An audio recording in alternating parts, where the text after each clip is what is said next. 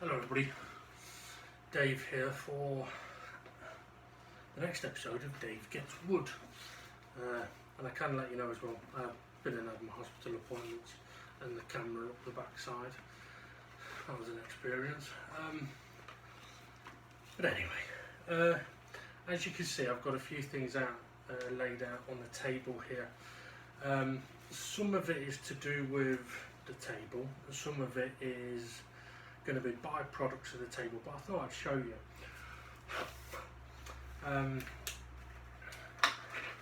So, regarding the actual table top, there are a few bits that I need to top up with glue, which we knew about anyway.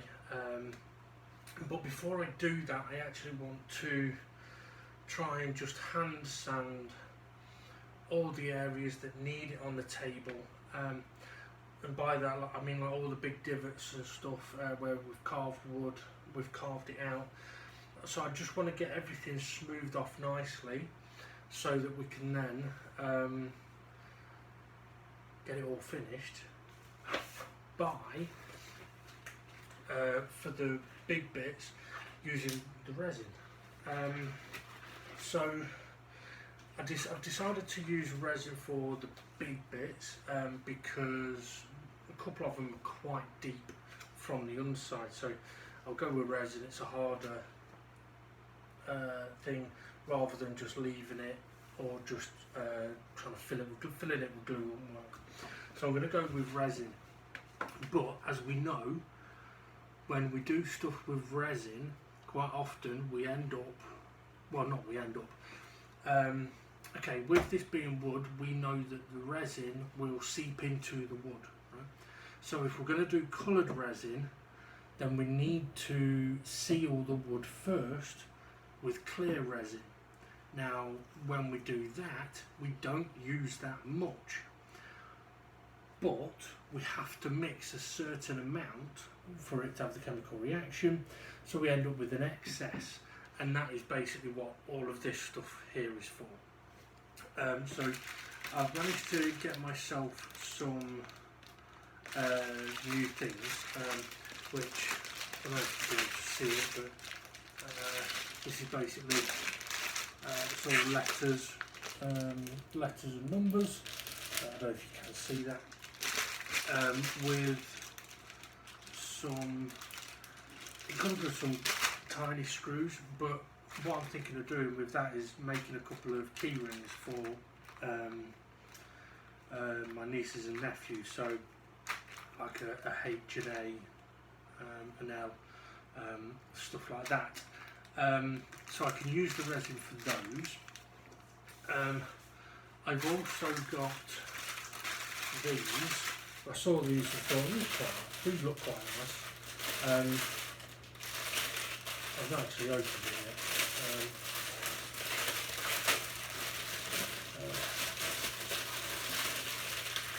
Now when it comes to these, I'd have to mix a lot more resin than I would probably need. So, but this is love, hate, no, home, and family.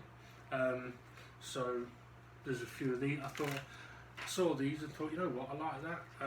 As far as using excess resin goes, I can try them. I've been wondering for ages how to make my apartment seem more homely. Maybe that'll help. So yeah, I might keep it for myself. You don't know what to do. But obviously, when it comes to doing things like this,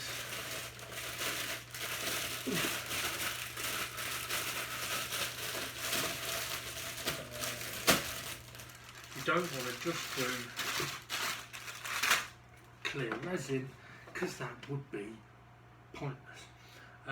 Now obviously I've got colours, I've got different liquid colours, and I've also got the powders that I've used before, the blue and the black. Oh, I've got this. I thought it'd be a little bit bigger. So again, I thought, hey, you know what? For using up excess resin, it'd be fine. And if you're wondering what the hell it is, naked woman. She's got absolutely enormous nipples. But yeah, so that's something just for a bit of fun, to be honest. But if you're gonna have excess, why not have a bit of fun with it? So there's got that, and there's a couple of other things that came with one of the packs, which is like, I think that's a face of a cat, and that one's a tiny little teddy bear. Now I wanted to have a look at some of these because obviously there are quite a few different kits out there, but there's a few things that I want to get in the future regarding doing resin work, but this gives me a few different things to try. So as I was mentioning, going for clear resin is pointless, so we're going to be using some of the coloured resin, the colours I've got, more than likely the powders, but that's where this lot comes in, because I thought perhaps to try and really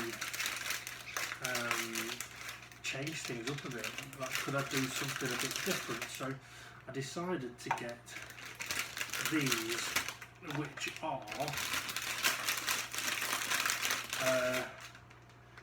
it's imitation leaf. So like you may have seen gold leaf before. Well, basically that's what this is, but it's imitation leaf. It's a metallic foil, so basically you've got gold foil, a silver foil and a bronze foil. So I'm going to be able to put these in with the colours. So that's the idea anyway, to sort of have a bit of a play about with them. And then when we finish the stuff, it also comes with, we've got keyring hooks here and stuff like that. So basically I've got everything that I would need here to make some key rings, and some sort of plaque type things. So that's what I'm going to be doing when it comes to playing about with the resin. Obviously I've done sort of coasters before, which is all well and good, but I thought I'd try something a bit different. Now that brings us to this.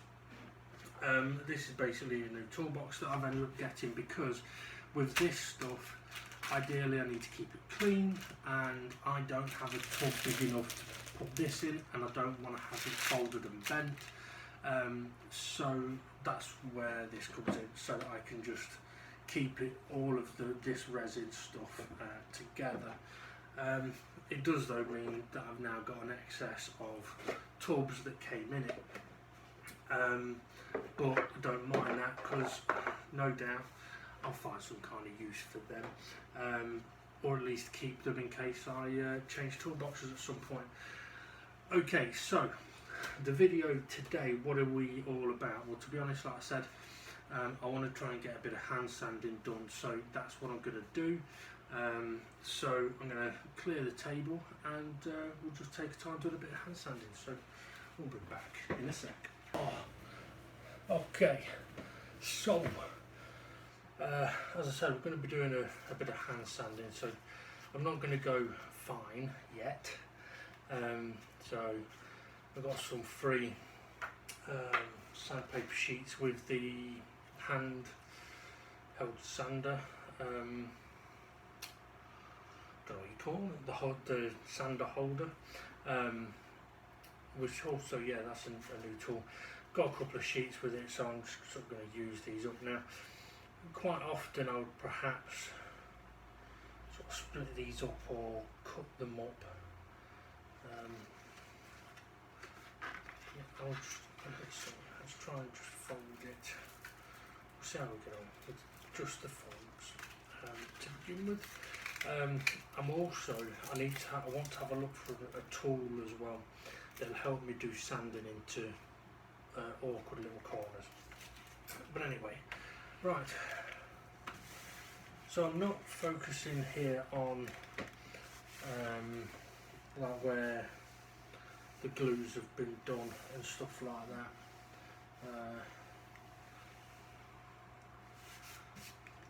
It's mainly the big bits that I want to have a look at and just basically try and see if I can make them appear a bit more natural rather than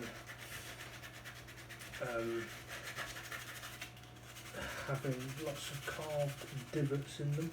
So like here there's a couple of divots there, so we can make it into one that's blended. It should all just look better. Now one problem I do have is it is a little bit late, so using the vacuum cleaner might be off the cards, but then it is a Friday night and I could say fuck it. But oh, don't piss in the neighbours off too much, don't do we? Well, next door that way won't care. He was putting the shed together gone midnight a few weeks ago. Hammering, drilling, screwing with power tools. But I do have to consider the downstairs neighbour. So I'm sure you wouldn't mind if it was like a work day. Then it might be different.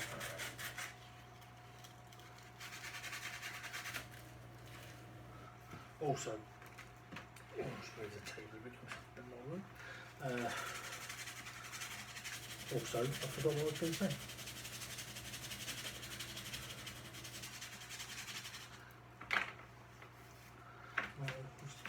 I might go over some of the bits that were glued actually, because if I can just tidy them up a little bit, it will help.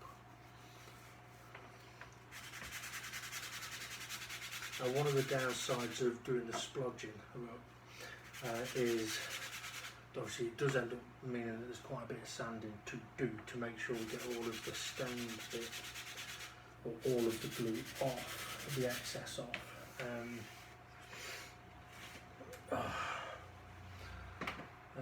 But I think I may have gone a little bit overkill with the splodging. I should have gone with slightly more finessed splodging. And there are a few of these actually like this where it's lower than the actual height of the table because it's in a divot. So we'll need hand sanding anyway.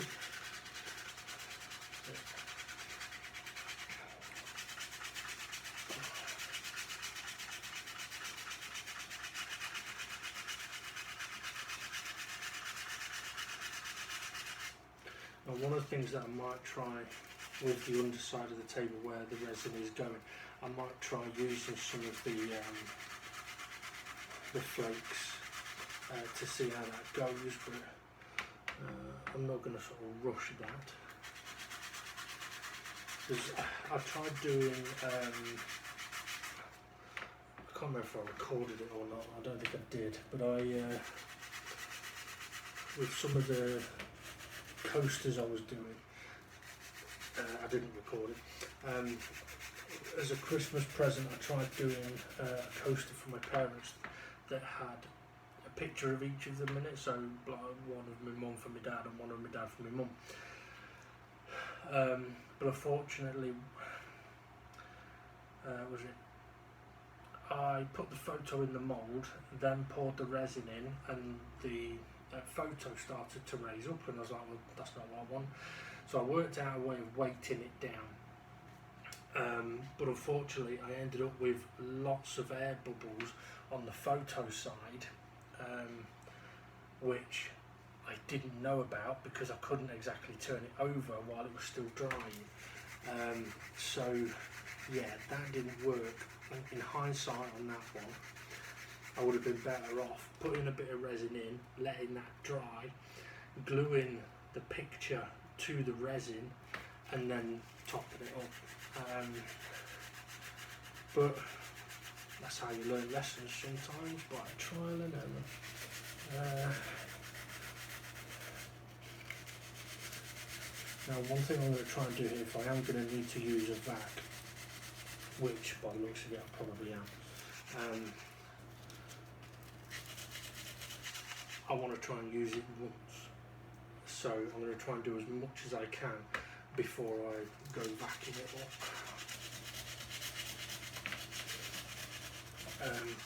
Now the heat, as I've mentioned previously, did cause a bit of a problem with the glue, as I've mentioned.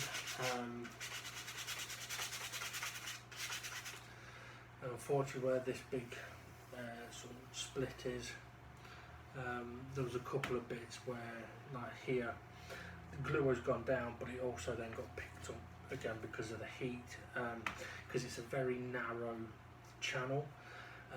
So potentially I would need to refill that, but I think what I'll do with this is when I come to seal like this divot, I will actually seal this with resin as well, with clear resin, because then that should be able to fill that gap a bit better. And one of the things to do as well is, if you are doing things in hotter temperatures, is to not just focus on one point, because like with this glue that I'm working with, every time I work it, I'm heating it up, and if it's already hot, then it can go too soft very easily.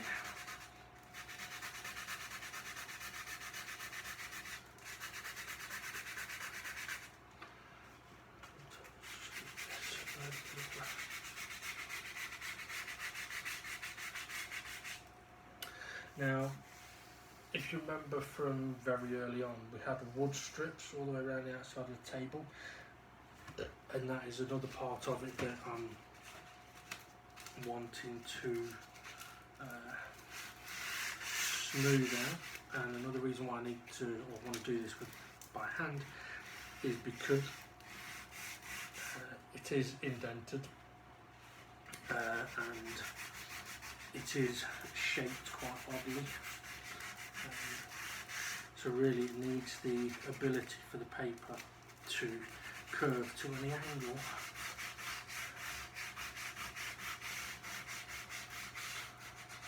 Now, I know I said it's quite late while I'm doing this. Ideally, I'd have done this hours ago, but unfortunately my day hasn't quite gone as planned. Although I did have a phantom postie or parcel delivery. I'd ordered some stuff online, I was expecting it, I was waiting for it, I was tracking it. I was sat at the computer, I checked it one moment, it said it was still on its way, and usually on Amazon, when it gets within so many or so far, it tells you like he's 10 away or whatever it might be. It wasn't doing that, and then literally, like, I checked it 10 minutes later and it said your parcel's been delivered. I was like, no it hasn't. It says it's been handed to resident. No it fucking hasn't. So I went downstairs and checked and it was outside. No card in the letterbox, nothing. I was like, I've been sat here at the computer, which is right by a window which was wide open, which is out, faces out the front, so I can hear and see if anyone's there, or if they're ringing the doorbell, or if they're knocking on the door. Nothing. But the parcel was downstairs, outside. So yeah. Oh.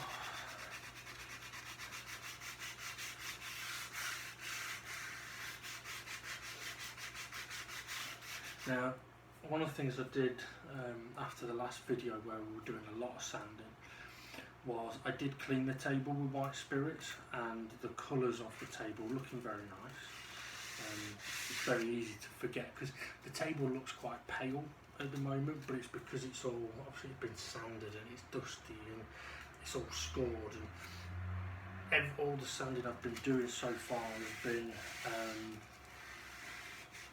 it's not been with a fine grit, so it's not actually flat, it's a very rough surface, which is why it kind of looks pale.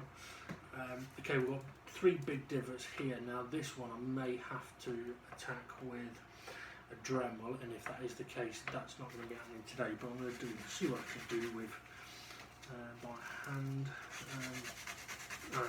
The reason I say it might need the Dremel is because this one here, I don't think I can get into it. But we shall see if that's the case. I could always try and get that done tomorrow.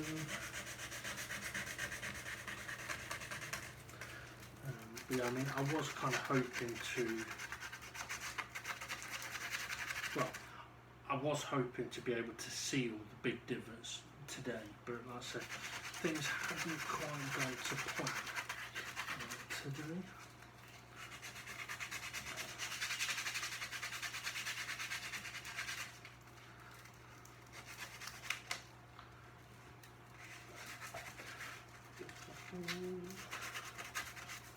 Oh, regarding, I mentioned I've got a few hospital appointments to go to because I've been shitting blood.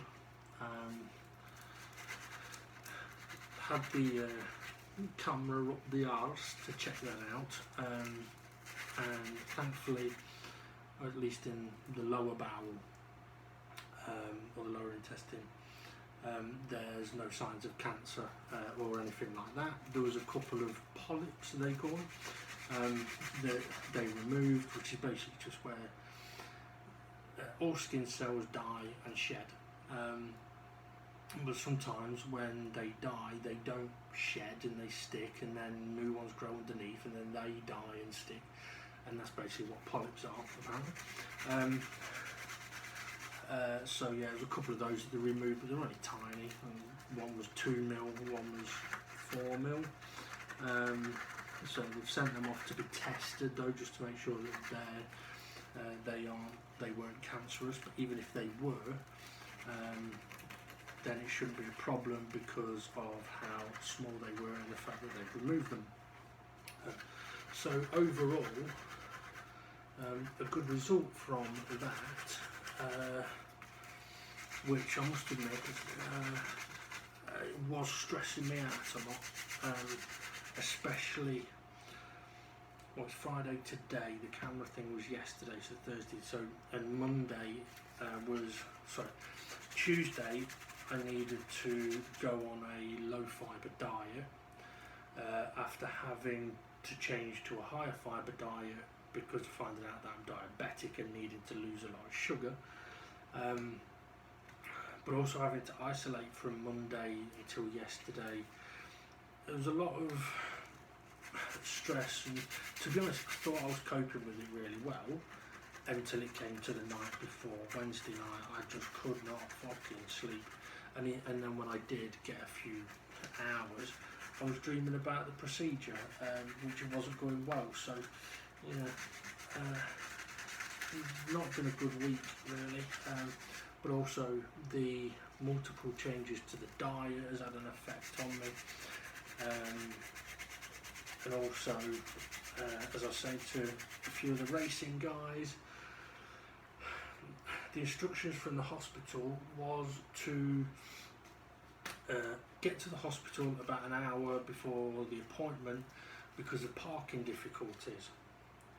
Okay, fine. But I had to apply home enema an hour before the appointment. Well, I can't do both of those things at the same time. Obviously, the home enema has to happen first, so I ended up doing that an hour and a half before my appointment. But it meant that I couldn't eat anything 2 hours before my appointment. So, within 2 hours before my appointment. So the last time I could eat was 8:30. So I decided, right, we'll get up at 7. We'll get showered, we'll get cleaned. We'll make sure we're ready. We'll have food because I don't want to go and be hungry while I'm there. So we'll feed, but I also want to have enough time to eat and process that, shit that out before I have to do the enema. So yeah, all a bit bloody awkward. But also on the instructions they gave me for the food that I could have, it said I can have Rice Krispies, but I'm not allowed milk. What the fuck are you gonna have with your cereal? So I didn't have cereal for a few days, and I have been having bran flakes recently for the fibre. Weren't allowed to have that. So yeah, and then to make matters worse, can't drink either, and I'm always thirsty. I've literally always got a drink. I mean, I haven't got one right now, but I'm literally always do have a drink with me, and not allowed to drink within 2 hours up to the appointment, apart from very small sips of water. So I literally had one small sip of water between 8:30 and 10:30. But I get to the hospital in time, no problem, done the enema, that's worked. Interesting. Get to the hospital, go through the procedures and everything, and they take me through to the changing room. So right, get changed, and then open the door and we'll call you through when we're ready. So, okay, fair enough. Now my appointment was at 10:30. I wasn't taken for the procedure until about 12:15. So by this point, I'm fucking starving. My stomach's going fucking mental. But because I've had a fucking enema, I don't know if my stomach's going mental because I need to fucking shit myself, or because I'm fucking hungry. I'm also gasping for a drink, so I end up having a couple of sips of water. But every time I have a sip of water, I feel like I need to have more of a fucking shit. So it's kind of a catch-22 situation. And not only that, it was hot. Fucking ridiculously. I was sweating so much that if I put my hand on my head, it was soaked. I mean, I was there in a hospital gown and my dressing gown, and I was absolutely, the little cubicle, the changing cubicle I was in, fucking roasting. The first opportunity I had to sit in a different part of the waiting area, I took it, and I was much more comfortable. So I was also sitting on a wooden fucking bench from 10 until about 12:05.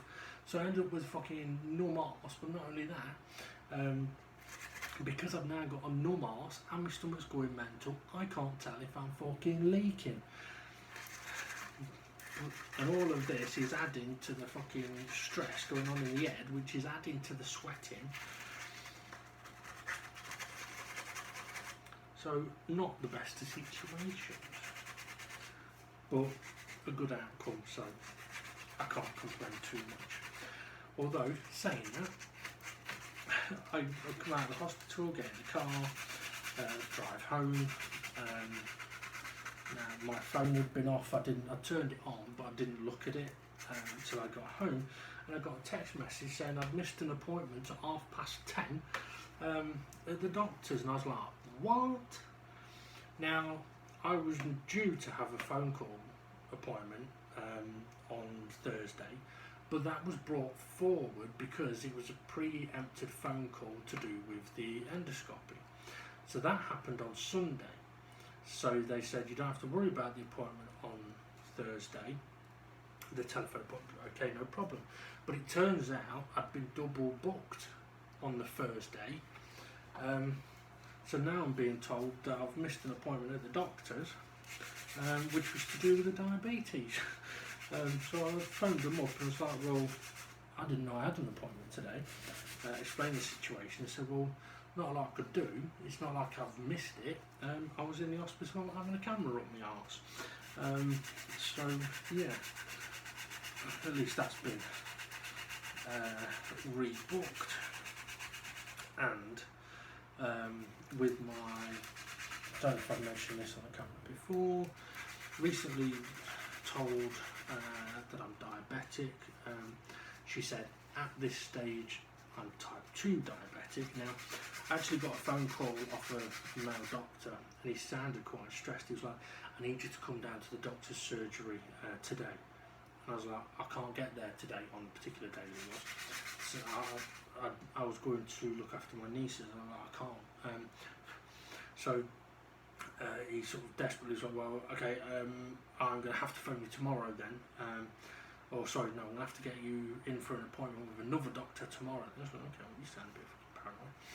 Anyway, turns out I get there and see this lady nurse, and she says, yes, well, your blood sugar's abnormally high. So, okay, I don't know what the numbers mean, but go on. So, well, the average is 48 and you're at 119. So, okay, fair enough. So basically, you're currently type 2 diabetic, and I'm going to have to start making some changes. Now, this was a couple of weeks ago. She also tested my blood sugar level when we were there, and she did that test and she went, oh, that is high. I was like, what do you mean? Because, well, on this one, it's meant to be around about 8. I was like, okay. And what am I? She goes, 30. No, okay, fair enough. So when I'm there in the hospital yesterday, and they're going, oh, we see you're diabetic. I was like, apparently so, yes, I was only recently told, blah, blah, blah. And then I thought, you know what, I probably should tell them what the numbers were before. And so I said to the lady who was admitting me, I said, look, I don't have like diabetic blood sugar tests or anything like that. I was told not to bother with any of that because you've got the first 3 months to do. I need to send medication, blah, blah, blah. If you know about diabetes, you might know about this. I said, but when I was tested a couple of weeks ago, my blood sugar was abnormally high. And she was like, oh, really? What was it at? I goes, 30. She was like, holy crap, that is high. I was like, yeah, I know. So, but I thought I'd better tell you, because otherwise, if you test me now, which they had to do, on the way in and on the way out. So if you test me now and I haven't told you, the chances are you're going to go, holy shit, you've got a problem. But it actually might not be as bad as it was before. So they did the blood sugar test, 15.9. So it had come down by nearly half in 2 weeks. So the medication has been working, the changes to the diet has been working. And she then didn't panic, but I was like, it's still double what it should be, but it's better. Now, if I'd have had the face-to-face appointment with the diabetic nurse yesterday, which is the one that I missed, she would have done the blood test, seen that it was 15.9, and would have been, okay, we're on the right track. But won't get to do that with her now until next week. Now, I need to check, but I'm pretty sure that you can sweat sugar out, because I was sweating so fucking much that I'm pretty sure I was close to dehydration, because when they had finished the procedure, part of the being, what's the word, like basically you're an outpatient or you're being discharged, sorry. Part of the discharge process was to test the blood sugar again.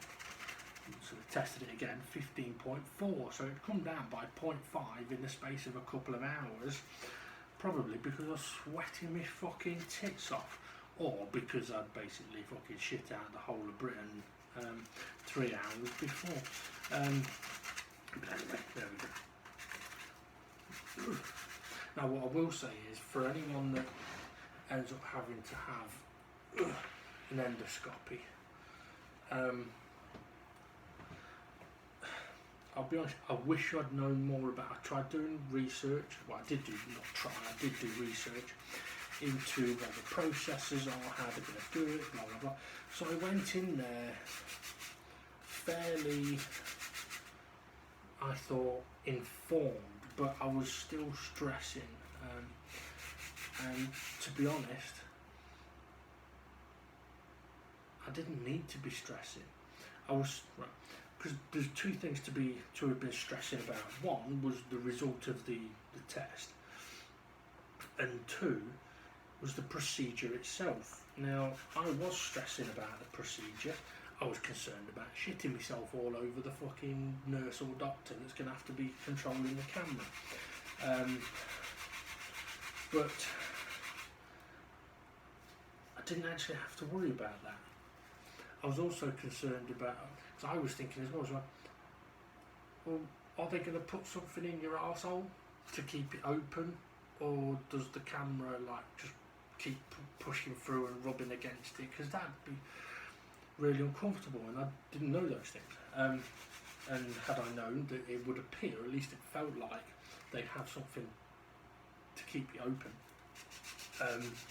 initially anyway, that would have eased that. But also something I wasn't aware of was that they flush your system as well, so they are putting a liquid into you as they are moving the camera through to make sure that A, it's clean, and probably B, they can see, and D, I think I missed a letter.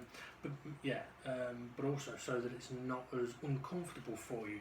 The problem is that all of that stuff is popped in you, and it wants to come out. But at least they do have suction. But again, that was something that I wasn't aware of and I was worrying about. So yeah, there was a lot of things that I was stressing about that really I didn't need to. So if you do ever end up needing to go for an endoscopy, do not stress about the procedure. The procedure is not that bad. Now you can get offered gas and air. You can also be offered. You can also be sedated if it is very uncomfortable for you. Now I only had a test that checked the lower intestine. If they were doing one that was going down my throat, I'd have to be sedated for that. I would have to be out for that. Because my gag reflex, there's no way. I mean, I pretty much puked on the woman doing the COVID test on Monday when she tried swabbing the back of my throat. But what can you do?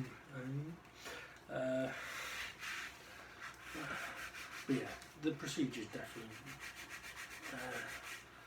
It's not worth stressing about that. And I wish I'd known that beforehand, because I was stressing about that.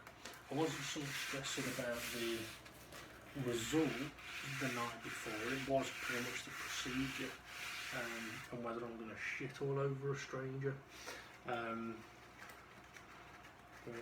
And also there was loads of different things going through my mind of things to say, like while I was there. So one of them, which I did say, was when I was going to walk in and go, right then, who's taking my virginity? But I couldn't quite bring myself to do that, because to be fair, there were 3 lovely ladies doing their job in there. Although when it was finished, she goes, right, all done, everything's sorted. I was like, and you didn't even buy me dinner, which they found amusing, so yeah. But anyway.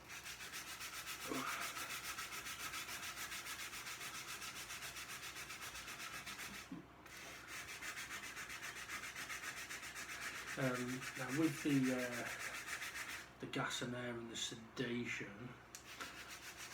I wasn't going to be able to have the sedation this time, because if you have sedation, you basically have to have someone with you for the next 24 hours, and you definitely can't drive. With the gas and air, you can drive home, but you have to wait a bit of time before you can leave the hospital, before they'll let you out. But to be honest, I got through it without any of the gas and air. I didn't really feel uncomfortable enough to need it. So yeah, once we were done, admittedly, once they told me what the results was, I felt so much better.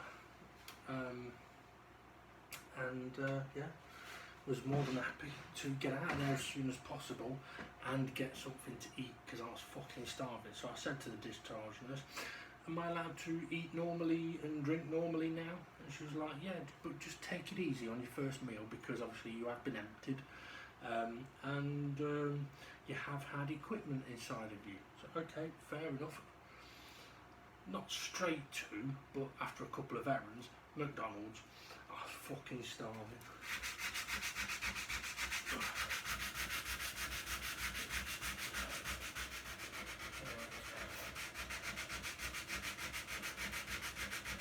Now, let's see, I've waffled all over. How long has it gone? 30 minutes, which means it's already 10:30. So I may have to try and sort of do this, finish this half of the table. I'm just looking actually if there's one big divot there, so I may have a look at doing that in a sec. But I was thinking if I finish like one half of the table, I can at least then vac that up, clean that up, and seal my divots if they're ready for it. And then we can continue the rest another day. I was going to say tomorrow, but I unfortunately got a note posted through the door from the council saying that the hedge out the side of the building is too overgrown and is covering too much of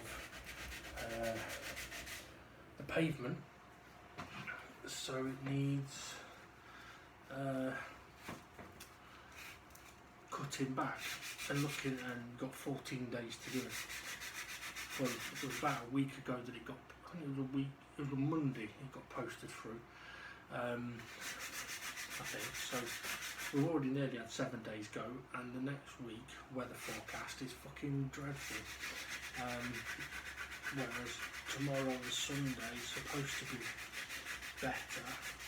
Now there's no way I'm going to be able to do the whole hedge, but if at least I can make a start on a portion of it, if we come into bad weather and it takes longer than the 14 days, at least if they come back they'll see that some of it's been done. And if they want to question it after that, then they can come and talk to me about it. And we can find out what the situation is, because it's another one of those things for the normal able-bodied.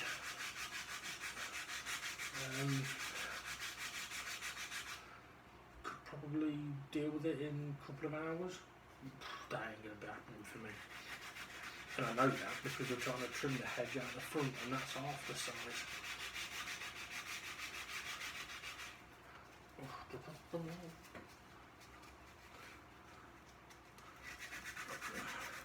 Try and clear up these glued bits that are in indentations.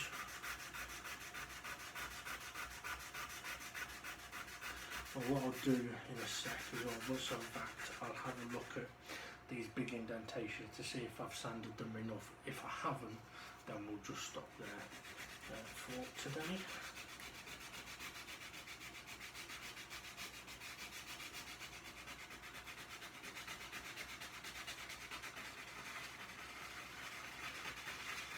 And normally I wouldn't sand in circles, but in trying to get to every angle of a divot, it might be worth doing. It might work. But be careful, that was getting a bit warm.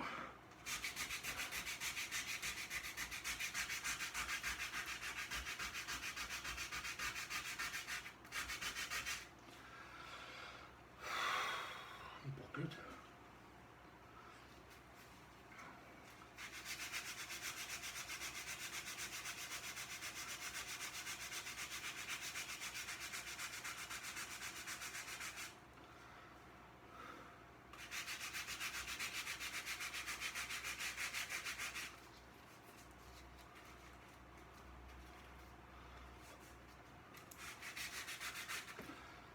So is that a glued bit?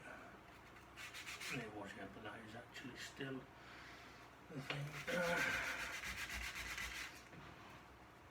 Okay, let's have a look at. I've got to be careful, my back feels like it's about to pop. Okay, so this one here.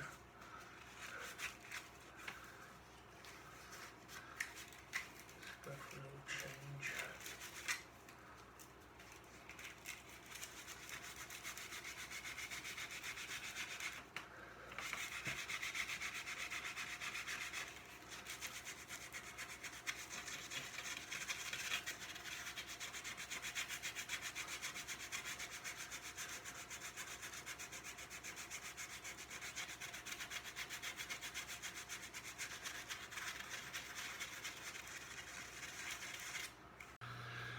Hello everybody, bit of an update. the memory got full.